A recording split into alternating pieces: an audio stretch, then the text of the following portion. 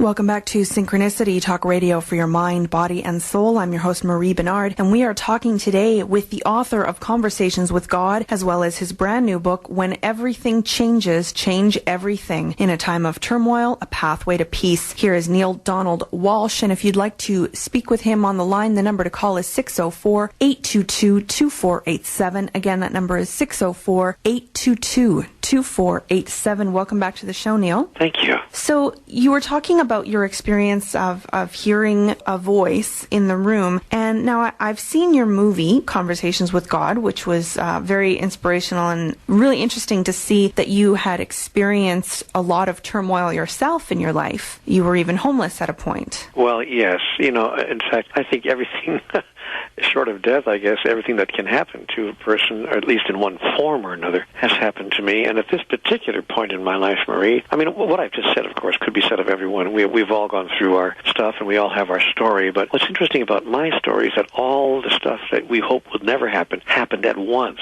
In other words, I lost my job. I lost my relationship. I was out of a marriage that I was deeply involved with, obviously, with children and so forth.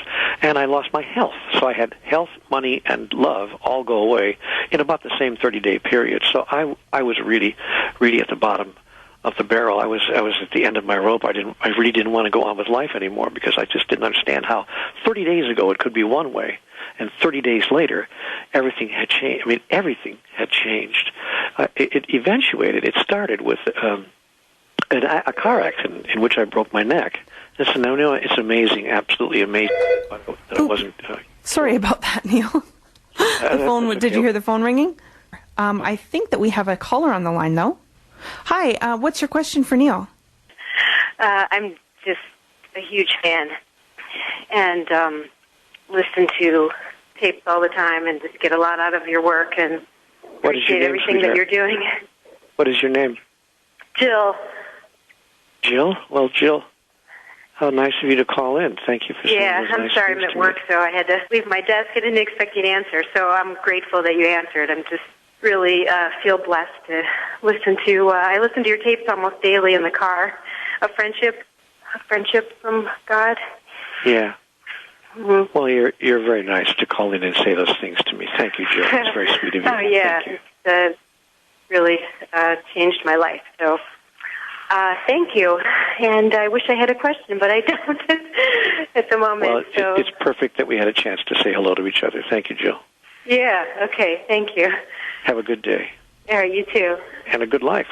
Yeah, absolutely. Getting better all the time. All right. All right.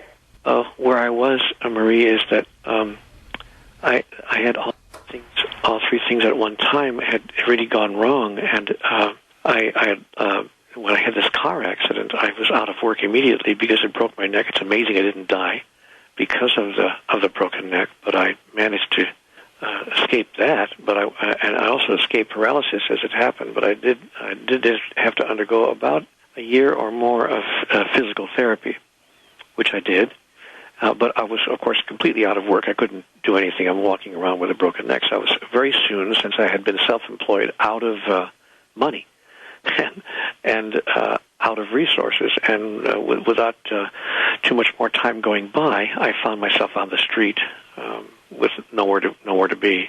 My relationship had disintegrated simultaneous with that for a whole pile of reasons, and this added more stress to it, which is what I was talking about earlier in our conversation, Marie, that these kinds of events, life events, can put enormous stress and strain, and if the relationship is already encountering difficulties, it can really be the straw that broke the camel's back, and in my case, that's exactly what happened. And then my income naturally evaporated as well, so there I was, and I was really, really not wanting to go on anymore with my life. I just didn't. I was, by the way, not a young man. If I was 25 or 35 or even 45, I could say, well, there's a chance to bounce back. But I was 50 years old when all this was happening. So not a real good time for that to happen in somebody's life. Just when you think you're supposed to be pulling it all together. In my life, it was all falling apart. So that's really what set the stage for this experience that you saw in the film. Neale, I'm wondering, you were in, obviously, a time of asking and a time of great need at that point, and in the movie you'd actually managed to get yourself a little bit together. You had a place to live at that point. Finally, yeah, after a year on the street. And why do you think that you specifically, I mean, I know that you said that we're all speaking with God, but I mean, hearing a voice in a room is a lot more dramatic than seeing a billboard that's kind of... Well, I'm not sure that it is, by the way. I'm not sure that it is. If you're driving down the road and you're looking for a sign and it says, God, just give me a sign. Am I doing the right thing here? Should I really be entering this marriage, or should I be taking this job? Or just give me any sign, God. I'm looking for a sign. You drive down the road, and right around the corner there's a huge billboard 40 feet wide that says yes, whatever. And I'm not sure that is any less dramatic than a voice in the middle of the night. But because, drama is drama no matter how it presents itself. I know what you want to ask me is, why was I chosen? Or why did this happen to me as opposed to everybody else? Mm-hmm. But I'm telling you that it does happen to other people, even in the form of a voice. I've gotten lots of letters now. I've gotten probably 10,000 letters in the past 15 years, letters and emails. And those letters and emails tell me that there's one big lie on the front of my book. It's a huge lie. It says Conversation with God, an uncommon dialogue. And I'm hearing from people all over the place saying, God talks to me too. And in fact, you even said in your opening remarks that in fact there are people now who are saying that God is speaking directly to them, often in the form of thoughts or words, if you please, or a voiceless voice inside of your head. And sometimes even from people who say, I swear there was someone in the room with me here. So I don't think it's quite as unusual an experience as you'd like to make it out to be, although I will not deny that it is not common. I will agree with you there. Why did it happen to me?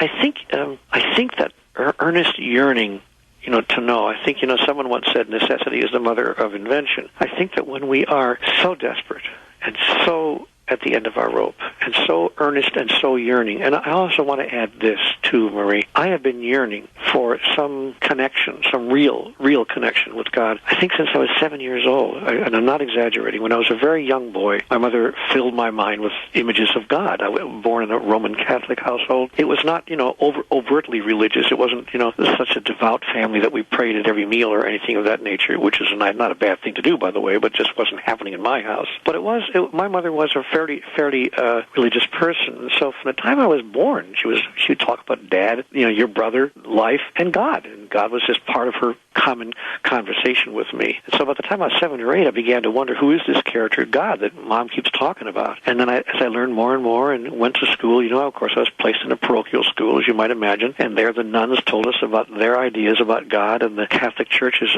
concept of God. And I was raised in that tradition to know that there was something larger going on. So from the time really that I was 7 or 8 or 9 years old, I was deeply invested in yearning to know more about this person, this being, this essence that people are calling by a variety of names. And as I grew older, I found out God, Brahman, Yahweh, Allah, Jehovah, and other names as well. And I thought, what is this that everyone's talking about by different names? So my soul, I have to say, was yearning for that connection. And then toward the end of my period of difficulty, when I got back on my feet a little bit, I found myself a little one-bedroom cottage to live in. I was off the street again. I was, in fact, visited by that experience, as I think many people are. And I think, to answer your question directly, probably a result of my 40 or 50-year yearning for some level of reality around this thing that people call God. I'm now very clear. God is real. God is present. God is available to all of us. God is not a figment of our imagination. And furthermore, God is an essence and a force that can be used and asks us, invites us to use it, to use her, to use him, whatever pronoun we want to use God in our everyday lives to produce the outcomes and the results for which we would pray and for which we would yearn. And so, one of these days I'm going to write a book called Using God. Because and you know what's funny about that, Marie? Every religion tells us this. There's not a religion on the face of the earth, not a single one, that doesn't say essentially the same thing. We may differ on the basics of the theology, but all religions say, just pray to God. Ask, and it will be answered. That's a common thread through every religion on the face of the earth.